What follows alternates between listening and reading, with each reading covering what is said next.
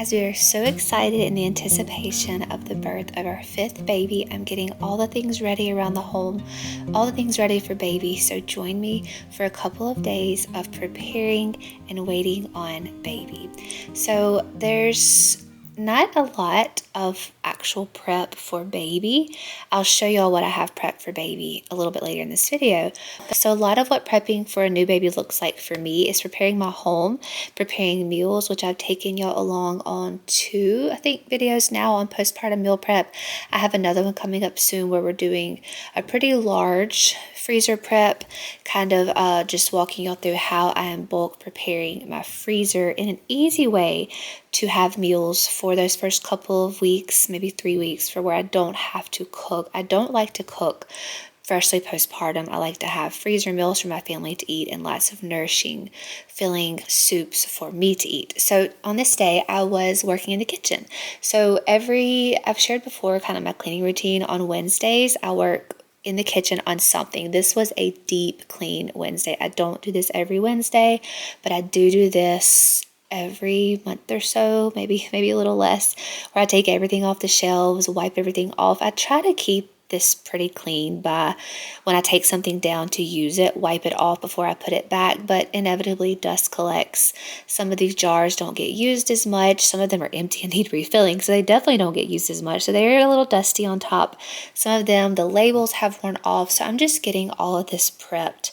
Not that I'll really be using this postpartum. My husband probably won't really be using cacao powder or baking soda, baking powder. He might be using cacao to make some chocolate milk for my children, but just having things cleaned in the back of your head just lets so much like mental stress off of new mamas. I know when you're postpartum, you're not thinking, oh, is there some dust on the jars in my kitchen? It's just something about having all of this cleaned is so refreshing going into a season of rest and a time of rest with a new baby. So some of these jars, like I said, need refilling. I'm refilling some flaxseed here. Some of them I needed to rearrange the scooper. Some of them just needed to leave. I don't even stock some of these things anymore. I think I had a jar for nutritional yeast up here. I haven't bought nutritional yeast in a couple of months, so I just took that jar away. So just reorganizing, wiping things down really good, giving everything a good dusting is what I was working on this day. As far as our kitchen renovation, if you've been following along with that, it has been like 5 years coming. So I still have an unfinished wall to the side of my kitchen, although there is talk of getting that done in this postpartum time. My husband has gone back and forth on when we're going to do it, if he's going to do it, if he's going to hire it. We have the brick for that wall. It's the wall just to the left of me here. Many of y'all know the wall. It's just concrete board where the mortar for the brick pavers will hang. This is supposed to be talking about waiting on baby, and I'm talking about home renovations, but it's an exciting part because before we have a baby, it seems like my husband always gets motivated to do some sort of project, or right after we have a baby, because he has a little time off work and it's just like a new beginning, and I guess he just wants to get a project done. So we're going back and forth on if we're going to do this sooner or if we're going to finish some ceiling work. I'll keep y'all updated, and of course I'll share, because I love when we finally get around to home renovations to share that with y'all, because most of our work around here gets done outside with our livestock and our pastures, which right now is our top priority because that's what feeds our family. Got on a little tangent there about home renovations, but I am excited about that. Still deciding which project we're going to finish before baby comes, or which project we're going to start tackling. We, as in my husband, because I won't be doing many home renovations once having a new baby. Okay, we're moving on to diapers. I have a full video on stripping diapers. I will link it below if you want the full process of diaper stripping. It's very simple. You just mix washing powder, liquid washing powder, whatever washing powder you use that's safe for diapers. There's certain washing detergents, like high smelling ones like the Gain and the Tide, which we don't use anyway, that are not recommended for cloth diapers. We use Truly Free washing detergent. Mix that with some borax, some washing soda, some baking soda, and stir it all up, and then just soak your diapers. You're going to be amazed at how dirty your water looks after stripping these. I had about 5 or 6 new assembly diapers. I've talked about our assembly diapers before, how much we love them. Some of them have been through 4 children now, so this will be the 5th child to wear them. Some of them we did have to retire at this with this baby because they have gotten worn out. They have been used so much, washed so much, but these have been such a good investment for all of our children. We have saved so much money on diapering by using these cloth diapers with assembly. So I'm just getting them all ready and washed up for new baby. Officially at the point where we're getting things ready for the birth. So I'm just going to show you what I have here. This is just the Tupperware container I've used for my last 3 home births now. I just keep adding to it because we never actually deplete what's used at a birth. But this is like the medical supplies for my midwife to use, paper towels, rubbing alcohol, because rubbing alcohol is fantastic for getting blood out of, like if anything gets on your comforter or pillows, sheets, that's wonderful for getting it out. So this isn't really anything that spectacular. Towels bagged up, small towels, large towels, receiving blankets. This is how she likes us to package them. This is like my midwife's personal preference. There's all different preferences that different midwives use. So this is sort of like the area that she will get access to at the birth. She can just pull from it, and then also have the birth pool, which we plan to already have set up and partially filled beforehand.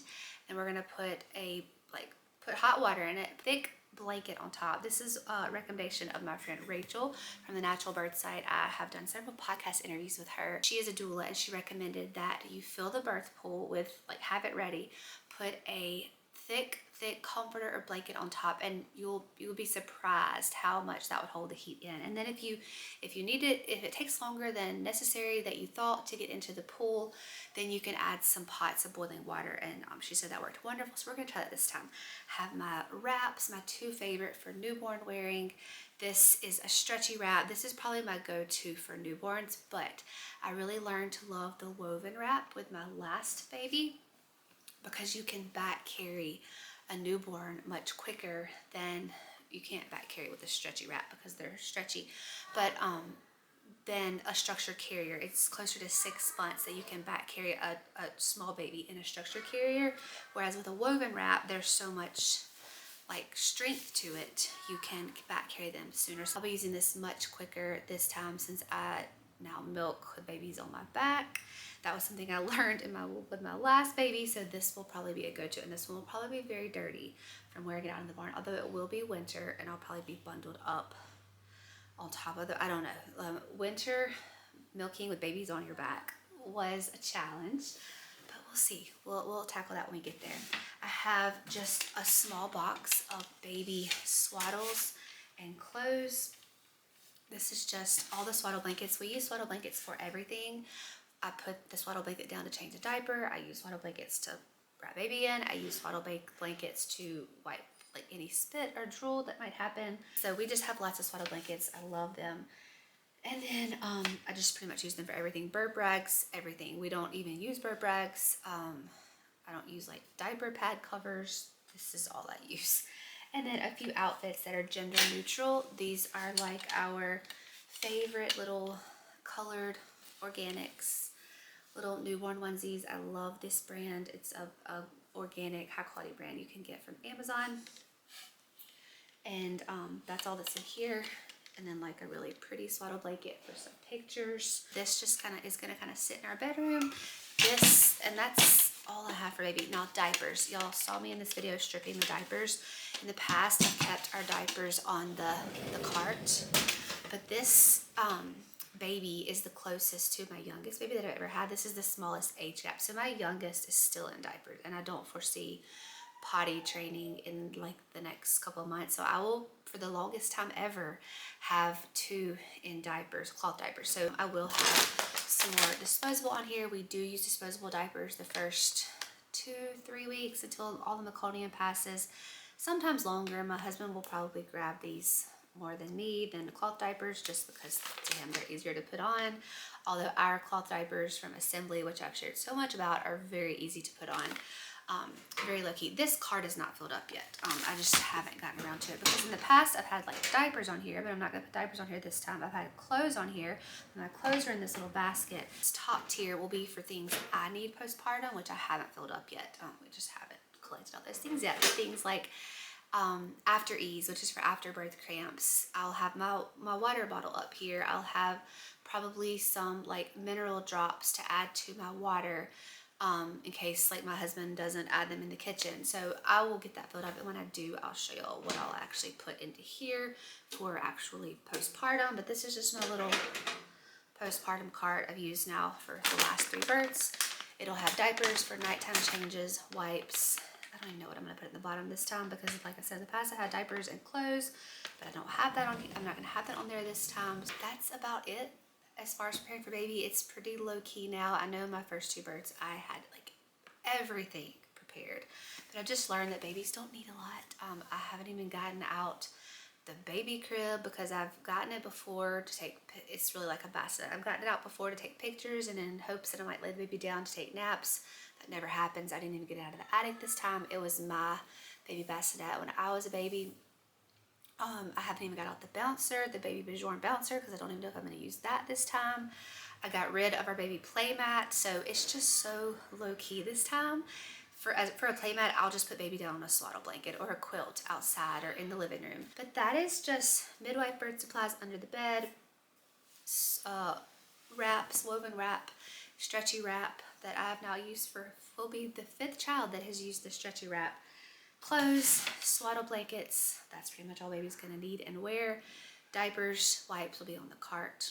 And I'll just roll this over to the bed to change diapers in the middle of the night. Also have a red light reading light that I will have clipped onto here for nighttime diaper changes because I highly recommend not turning on lights to change diapers at night. That's all I have prepared for baby. If I add anything else to this cart, I'll kind of bring you along for that. But we are very excited for the arrival of our 5th baby in the next couple weeks now. Okay, I'm ending out this video with a much needed freezer clean.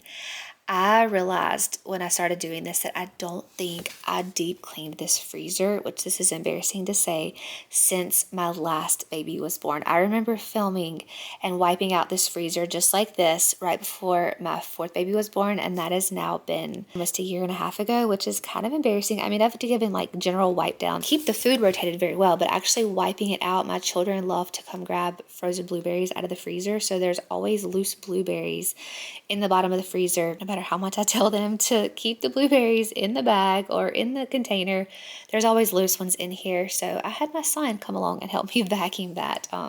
He is always excited to do little jobs like this, and since he helped make the mess, I try to teach my children that they get to help clean up the messes. So this got a good wipe down. I've been sharing, like I said, some of my freezer meal prep for this postpartum time, and I like to keep those meals inside. We have deep freezers and larger freezers out in our garage, but those postpartum meals will go in here because it's just easier for me to tell my husband where to find stuff in this freezer.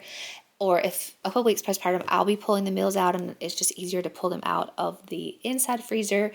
And I just get in the bad habit of just stashing things in here, things that need to go out into the big freezer. I'll just throw into this freezer just because it's convenient. So that's what was getting rearranged. That's what got wiped out today. It's nice and clean and fresh and ready for more postpartum meals to fill it up. So I will continue showing y'all how I'm filling this freezer up for the first few weeks postpartum. Thank y'all for spending these couple of days with me getting ready for baby, getting things in order, getting things tidy, and I will talk to y'all soon.